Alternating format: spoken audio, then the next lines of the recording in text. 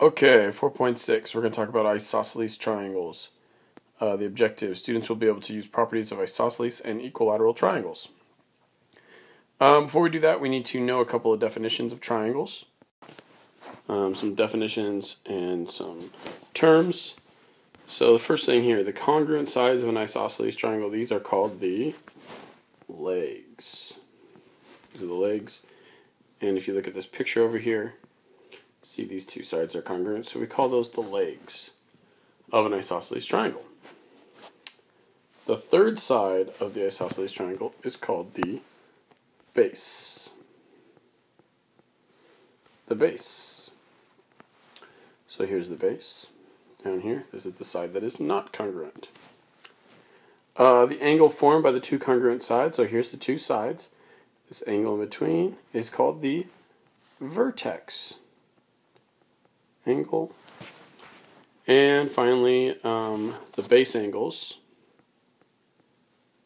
I'm just going to do the symbol for angles. The base angles, these are these two angles right here. The angles opposite of the congruent sides. So here's the congruent sides. Boom, there's the base angle. Boom, there's the base angle. Okay, now that we know some basic terms, we can get into the theorems that we're going to use in this chapter, or in this lesson. It says, if two sides of a triangle are congruent, then the angles opposite, I'm just going to write OPP, I'll try and fit it in there. Let's see. Yeah, good. The angles opposite those sides are congruent. So what they're saying is, hey, I got two sides that are congruent. If these two sides are congruent, then that means these angles that are opposite them, these angles here and here, are congruent. So this angle has to be the same as this angle. That's all they're saying. And the converse of that is saying, hey, if two angles of a triangle are congruent, then the sides opposite those angles are congruent. So if I only knew that these two angles were congruent, that would right away tell me that these two sides are congruent. And that is the isosceles triangle theorem and its converse. So that's kind of nifty. That'll help us later on. We'll use that in a couple problems. Let's do one more problem here. This is the theorem. This is the vertex angle bisector theorem. So remember, this is the vertex angle, the angle right here that's connected by the two congruent sides. And here's an angle bisector. And what this theorem says, let me zoom in, is that the bisector, might be a little bit better, of the vertex angle of an isosceles triangle is the perpendicular bisector of the base. Okay, so what they're saying here is, if we look at this picture, if we have a line or a ray or something that bisects this angle, so this angle is in two equal parts now, that means that that ray bisects these this base, so that these two parts now, AD and DB, are exactly congruent as well. That's what an angle bisector does of an isosceles triangle. Okay. We'll use all those theorems. Let's use the first one here. It just says find the measure of D. So we want to know this measure, this angle measure right here. And all we know is this angle measure F. But what we do know is we know that D and E must be the same because, look, EF and FD are the same. So the angle opposite this side is angle E, and the angle opposite this side is angle D. So D and E are the same. So how I like to solve this problem is I like to just throw a little x right there, little x right there. I don't know what the measurement is yet, but I know that they're the same.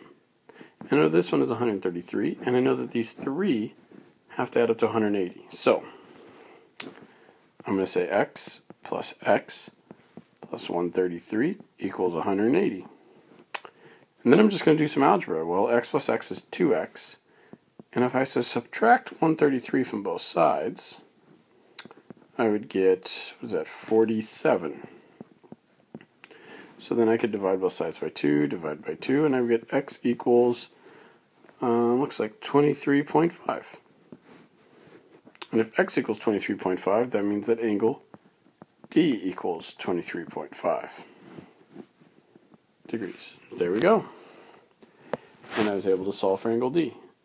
And basically I used the isosceles triangle theorem, right? Because I knew that if the two sides of a triangle are congruent, like it was in this case, then the angles opposite those sides are congruent. All right, sweet. Let's go on to the next page. Okay. Just a little vocab here. You're going to see this word, a corollary. And a corollary is a statement that follows immediately from a theorem. So I like to say it's a spin-off of a theorem, okay? So we have the theorems that we just went over, and then there's this corollary, this little like attachment, if you will, to that last theorem. And this theorem says that if a triangle is, let me zoom in so I can write it, equilateral, meaning all the sides are the same, then the triangle is also equiangular, and that is a real word, meaning all the angles are the same. Okay, remember we said, hey, an isosceles triangle has two sides that are the same, and the angles opposite those sides are the same. What happens if all three sides are the same? Well, sure enough, all three angles that are opposite those sides are the same. So in this case, they would all be 60, because think about it. You have 180 degrees, and there's three triangles, or three angles in a triangle, so you just divide by 3, and that equals 60. So equilateral triangle is always 60 degrees. Always, always, always. And the converse to that theorem is that if a triangle is equiangular,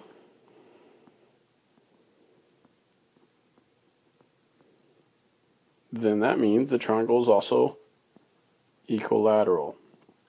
So if all the angles are the same, then all the sides are the same. And if all the sides are the same, then all the angles are the same.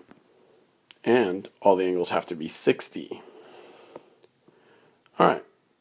We are going to solve problem example number 2.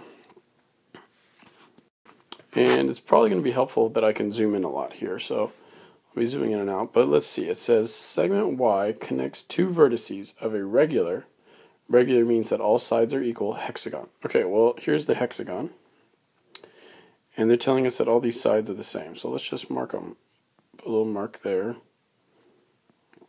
And there, and there, and there, and there. Okay, all those sides are the same. We know that much. Which is surrounded by rectangles and equilateral triangles. Rectangles and equilateral triangles. What is the value of each of the angles formed by the triangle? Okay. The triangle they're talking about, just because it's not very specific, is this triangle here. And they want to know all the angle values of this triangle. And you might ask yourself, well, how could we possibly know that? Well, there are a couple things we know. Let's zoom in.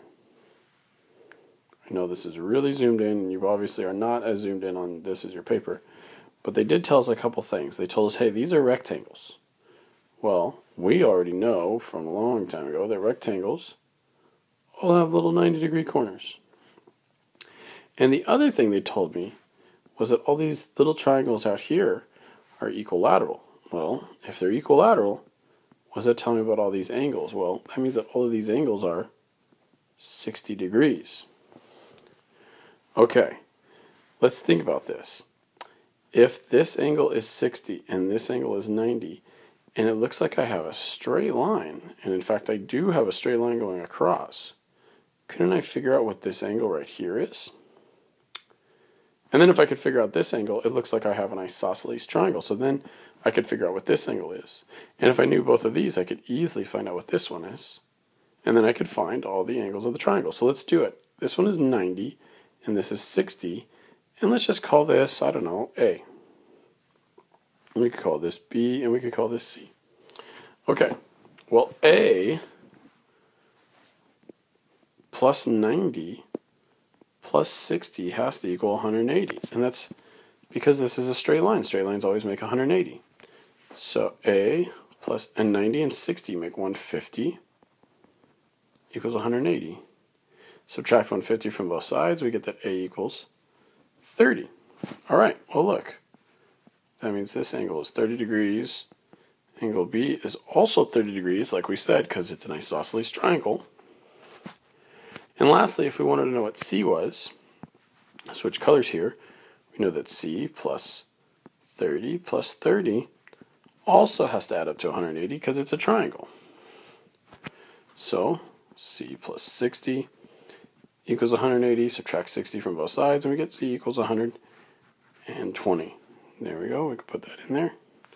120 degrees, and there we go. We have found all the angles. It's 30, 30, and 120. Boom. All right, for this last one, there's a couple typos, so let me fix those real quick. Okay, so you may not even notice it, but on your paper it probably says DFG, and it's actually supposed to say DEG, and then here it says G, your paper probably says GFD, and it's supposed to say GED, so let's fix that first. And it starts off by telling us that triangle DEF is equilateral. Okay, if it's an equilateral triangle, it doesn't really look like it, but if it is, then that means that all the corners are 60 degrees. So this whole angle here, not this little one, but the whole angle is 60, this whole angle is 60, and this whole angle is 60. So let's zoom in and write what we know in there. Okay, well, I know this is 60, I know this is 60, and I know that this whole angle here is 60. And then these little markings tell me that it's cutting this angle right in half. It means that this angle is congruent with this angle. So if they're the same, that's just 60 divided by 2, which is 30. So I'm going to put that in there as well, that both of these angles are 30 degrees. And if we look back, we had a problem about angle bisectors, or I'm sorry, vertex angle bisectors, a theorem about it on the last page that said, hey, if we have an isosceles or an equilateral, it doesn't really matter because equilateral triangles are isosceles triangles as well. But it said, hey, if we were to bisect this angle, that it would come down here and it would bisect this base, making DG and GF the same, and it would be the perpendicular bisector of the base, meaning that this angle would have to be 90. So we actually have all the angles here. 30s, these are both 30. The whole thing is 60, 60, 60, 90. And we actually could conclude that anyway, right? Because we know this is 30, this is 60. Together that adds up to 90. Subtract that from 180 and we're left with 90. Okay, we got a lot of information there. So let's go back and see what they're asking for. Well, they want to know what DEG is. Okay, well, DEG. Let's look. DEG. Well, that's this angle right here, and we already marked it. We said it is 30 degrees. Easy enough. Okay, next one. FGE. Well, hey, look, that's the 90-degree angle. But it says that it's 15x, and so we need to find x. Well, if it's 90, and it's also 15x, can't we just say, hey, 15x equals 90? And then divide both sides by 15. And 90 divided by 15 is 6. So we get x equals 6. Boom. All right. For the last one here, they're telling us that GED equals 8y minus 4. Okay, GED is 8y minus 4.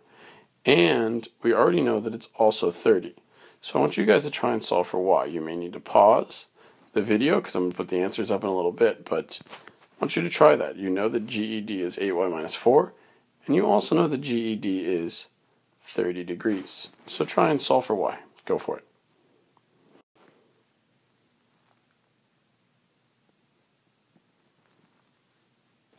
Okay, so hopefully you paused it and tried this video on your own, but you should have taken 8y minus 4, set it equal to 30, added 4 to both sides, we'd have had 8y equals 34, divide both sides by 8, and you get 34/8. Now that's a weird fraction, so you could reduce it by 2 and you get 17/4, and then you can't really do much more than that, so I would just say 17/4 is your answer. I think when I wrote this, I probably made a mistake because I didn't mean to give you such a weird answer, but it's okay because you sometimes will get weird answers like that. Alright, the summary, which I want you guys to do on your own, is how could you use the properties of isosceles and equilateral triangles to solve for their missing angle values? If you were given at least one angle, describe the process and number your steps. What I mean by that is, Okay, let's say first off I give you an isosceles triangle, and I was to tell you one of these angles, let's say this angle, is, I don't know, 25. Can you find all the rest of the angles? Or let's say I was to give you, I don't know, an equilateral triangle. How could you, and I told you, hey, this side is 5. Could you find all the angles and all the sides? Think about it. It's actually a little bit simpler than you think. So give it a try. Talk to you later.